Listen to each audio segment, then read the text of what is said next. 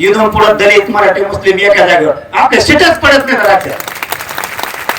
दलिताला जे जे लागत आहे कसा कसं आहे करून घ्या ना.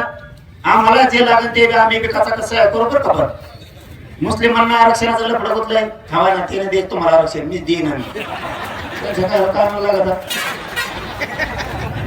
ते अवघड मग ते चांगल्या चांगल्या कांदे पलटी करून इकडे आले.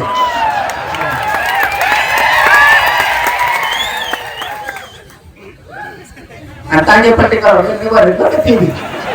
ते दिसायला बरं कसे घे पण अशी उडी लांब आणते हनुमानावणी. इथून पुढच्या काळात आपल्याला दलित असतील मुस्लिम असतील मराठी असतील आपण एक जीवन जर राहिलं तर आपण आपल्या समाजाचं लेकराचं कल्याण करू शकतो. सावध व्हा. बोलून नाही चालत. कृती करावं लागते. जशी मराठ्यांनी यावेळेस कृती केली. न पडणारे पडले. ज्याला 3 लाखाने निवडून आलेला होता निवडून त्याचे ते 3 गेले हे खाली 3 आला 6 लाखाने गेला. मराठ्याची ताकद येते. त्याला जर जॉईंट दलित मुस्लिमाचं मिळालं ना गोरगरीब मुस्लिमाचं दलिताचं मराठ्यांचं कल्याण होईल. बंजारा समाज आहे त्याचं कल्याण होईल.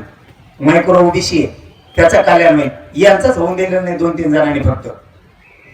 सगळ्या दुनियाचं त्यांनाच खायला लागत 2-3 जणांना. ते यावल्याचं एक कोणाचं आरक्षण खातं येरी खातं घरकुलं खातं. आता नाकाचा चर्मा टोकर लवती उलटा उलट एकण्या तिकडेच हिंडतोय.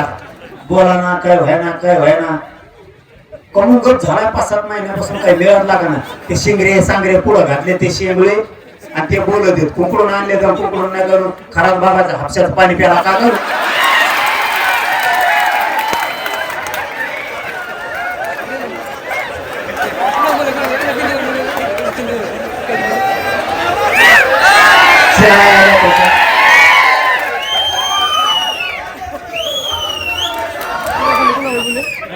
कुठलं सुटलं का आरक्षणाचा विरोध करेल. कुठलं सुटलं का आरक्षणाला विरोध करेल.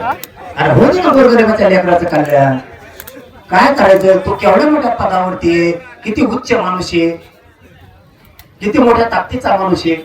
गोरगरिबाच्या लेकराच्या नळीवर पाय द्यायचा मराठ्यांच्या काय मिळणार आहे तुला.